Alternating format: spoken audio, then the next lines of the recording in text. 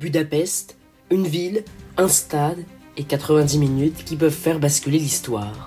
Ce samedi 30 mai à 18h, l'Europe entière aura les yeux rivés sur la Puskás Arena. D'un côté, Arsenal, le géant anglais revenu du silence, une équipe reconstruite pierre par pierre par Mikel Arteta. Une équipe jeune, brillante, disciplinée, championne d'Angleterre et qui rêve de décrocher enfin la première Ligue des Champions de son histoire. De l'autre côté, le Paris Saint-Germain, le champion en titre, le club qui a enfin touché l'Europe l'an dernier et qui veut maintenant entrer dans une autre dimension, celle des dynasties. Luis Enrique a façonné une machine offensive terrifiante, Dembélé, Kvaratskhelia, Vitinha. Du talent partout, de l'attaque à la défense et même dans les cages, avec la révélation Matvei Safonov. De la vitesse également partout et une obsession, garder le toit de l'Europe à Paris. Mais une finale de Ligue des Champions, ce n'est jamais seulement du football, c'est de la pression, de la mémoire, du poids, le poids des générations qui ont échoué avant vous, le poids des supporters qui attendent ce moment depuis des décennies, le poids d'une action, d'une erreur, d'un détail. Arsenal veut écrire la plus grande page de son histoire moderne, le PSG veut prouver que son sacre n'était pas un accident, mais le début d'un règne. Et ce qui rend cette affiche fascinante, c'est le contraste, la rigueur contre le chaos créatif, le collectif parfaitement huilé d'Arteta contre les fulgurances offensives parisiennes. Une équipe qui contrôle, contre une équipe qui peut tuer un match en 30 petites secondes. Oui, une finale ça ne se joue pas, ça se survit. Alors ce soir, oubliez les statistiques pendant un instant, oubliez les débats, parce qu'au coup d'envoi, il ne restera qu'une vérité. Un club repartira avec l'Europe, l'autre avec des regrets éternels. Bienvenue dans cette rencontre, Arsenal-PSG. Et avant le coup d'envoi, on va justement plonger dans les chiffres, dynamiques et compositions probables de cette finale qui s'annonce tout simplement exceptionnelle.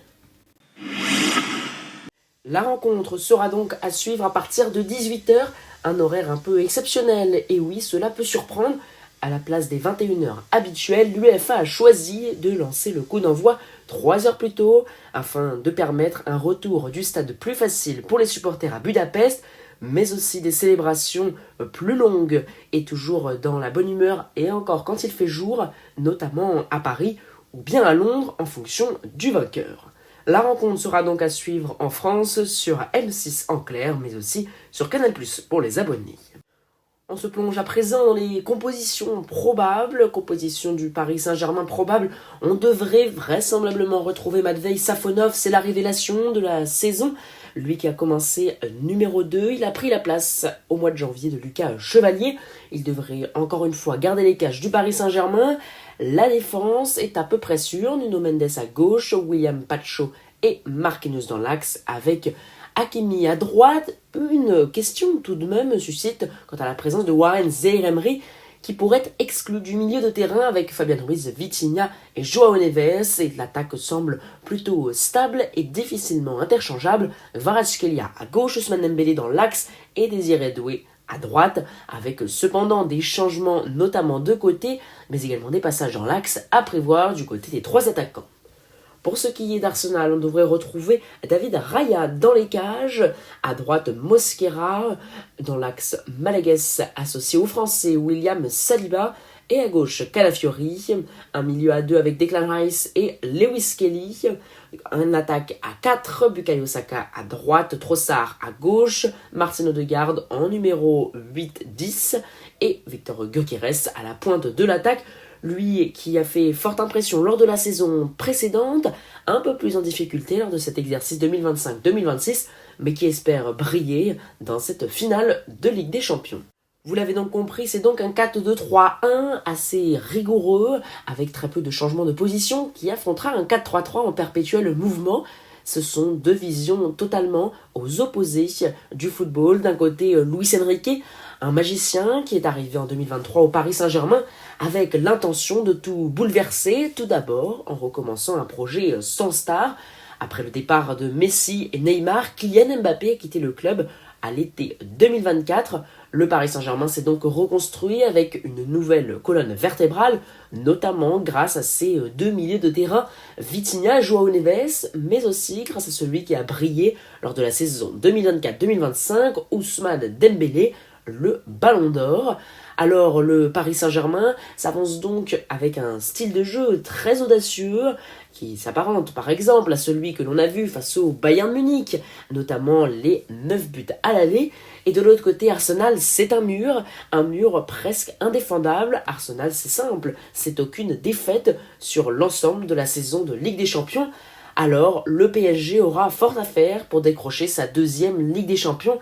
Arsenal court toujours derrière sa première Ligue des Champions, plus de 20 ans après la première finale perdue, finale dans laquelle jouait un certain Thierry Henry qui devrait d'ailleurs être présent aux côtés de Presnel Kimpembe pour apporter le trophée sur la pelouse avant le match. Mais une finale, c'est surtout l'aboutissement d'une saison de Ligue des Champions. Alors voici quelques statistiques du Paris Saint-Germain et d'Arsenal. Le PSG qui a disputé 16 matchs de Ligue des Champions, c'est 2 de plus que les Gunners. Rappelons que le Paris Saint-Germain a disputé 43 des 44 matchs possibles de Ligue des Champions depuis l'arrivée de Luis Enrique. Le seul non disputé, c'est la finale 2024. Alors le PSG ne s'est pas facilité la tâche avec un parcours encore une fois chaotique lors de la phase de Ligue, une qualification seulement avec les barrages, ils ont donc disputé 2 matchs de plus, et ces 16 matchs ont permis de marquer 44 buts, c'est bien plus, notamment qu'Arsenal qui n'a marqué que 29 buts, 2,8 buts par match côté PSG contre 2,1 côté Arsenal.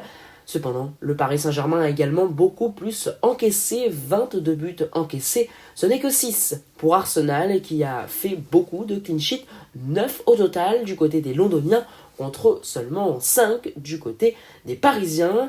Et alors le PSG c'est avant tout un jeu avec des milieux et des milieux qui font beaucoup de passes décisives, 32 passes décisives côté parisienne, 21 côté Arsenal. Et puis on devrait voir enfin le Paris Saint-Germain encore une fois avec la possession, car Arsenal n'est pas un grand habitué de 53% de possession. Le PSG, de son côté, compte 62,9% de possession. Et à présent, replongeons-nous dans les confrontations qui ont déjà opposé le Paris Saint-Germain à Arsenal. Eh bien, la dernière en date, c'était la demi-finale retour du 7 mai 2025. Le PSG l'avait emporté 2-1 face aux Gunners. Après le match aller, également remporté 1-0 face à Arsenal toujours. Et Arsenal, c'est simple, le 7 mai 2025, c'est leur dernière défaite en Ligue des Champions. Alors est-ce que le Paris Saint-Germain va encore être le bourreau des Anglais ? Les clubs anglais qui justement réussissent plutôt bien au PSG avec une victoire chaque saison face à Liverpool, une victoire cette saison face à Chelsea, Aston Villa qui avait été écarté la saison précédente, mais aussi une très belle victoire face à Manchester City en janvier 2025 qui avait lancé l'ère Luis Enrique réellement avec l'aboutissement ou plutôt le début de la concrétisation d'un projet, celui d'une équipe sans réelle star, mais avec de réelles ambitions.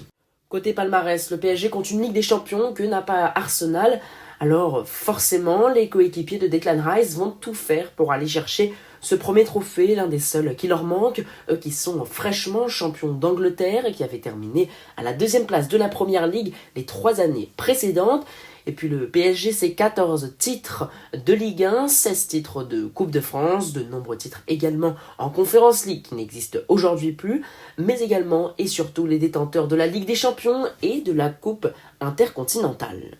Alors voilà, pour cette rencontre, il faudra bien la suivre et être connecté dès 18h sur la chaîne M6 ou bien en crypté sur Canal+.